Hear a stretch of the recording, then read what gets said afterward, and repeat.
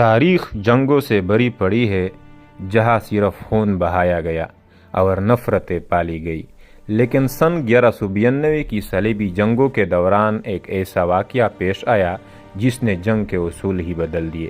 کیا آپ تصور کر سکتے کہ ایک بادشاہ اپنے اس دشمن کی جان بچانے کے لیے تڑپ اٹھا ہو جو اسے مارنے کے لیے ہزاروں میل دور سے آیا تھا؟ آج ہم بات کریں گے تاریخ کے سب سے معتبر فاتح سلطان صلاح الدین ایوبی اور ان کے سخت ترین حریف شاہ رچرڈ دی لائن ہارٹ کے اس واقعے کی جس نے دشمنی کو ہمیشہ کے لیے احترام میں بدل دیا۔ یروشلم کی فتح کے بعد پورا یورپ سلطان صلاح الدین کے خلاف متحد ہو چکا تھا۔ تیسری صلیبی جنگ اپنے عروج پر تھی اور عیسائیوں کی کمان انگلینڈ کے نیڈر بادشاہ رچرڈ کے ہاتھ میں تھی۔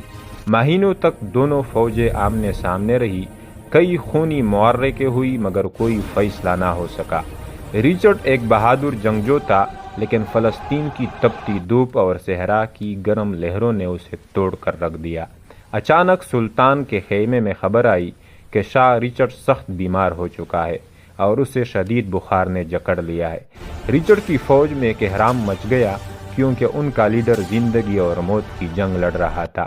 جب یہ خبر سلطان صلاح الدین ایوبی تک پہنچی تو ان کے سپہ سالاروں نے اس سے حملے کا بہترین موقع قرار دیا، مگر سلطان نے مسکرا کر ایک ایسی بات کہی جو آج بھی تاریخ کا فخر ہے۔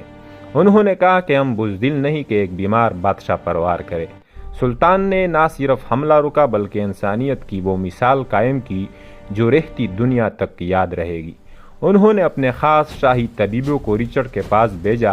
یہی نہیں بلکہ سلطان نے رچرڈ کے لیے تازہ پھل اور پہاڑوں کی چوٹیوں سے منگوائی گئی برف بھیجی تاکہ اس کا بخار اتارا جا سکے۔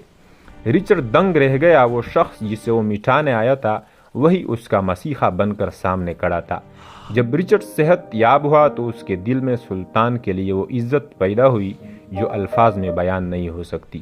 اس نے کہا تھا اگر مجھے یروشلم کسی کے ہاتھوں ہارنا ہی ہے تو وہ صرف سلطان صلاح الدین ایوبی جیسا عظیم انسان ہونا چاہیے۔ اس اخلاق کا نتیجہ یہ نکلا کہ دونوں کے درمیان ایک تاریخی امن معاہدہ ہوا اور رچرڈ جنگ ختم کر کے واپس لوٹ گیا۔ سلطان صلاح الدین ایوبی نے ثابت کیا کہ فتوحات صرف تلوار سے نہیں بلکہ اعلیٰ اخلاق سے حاصل کی جاتی ہے۔ آج بھی تاریخ انہیں ایک فاتح سے زیادہ ایک عظیم انسان کے طور پر یاد کرتی ہے۔ اگر آپ کو اپنے اسلاف کی عظیم داستان پسند آئی تو ویڈیو کو لائک کریں اور کمنٹس میں بتائیں کہ کیا آج کے دور میں ایسے لیڈرز ملنا ممکن ہے۔ ایسی مزید ویڈیوز کے لیے سبسکرائب کرنا مت بھولیں۔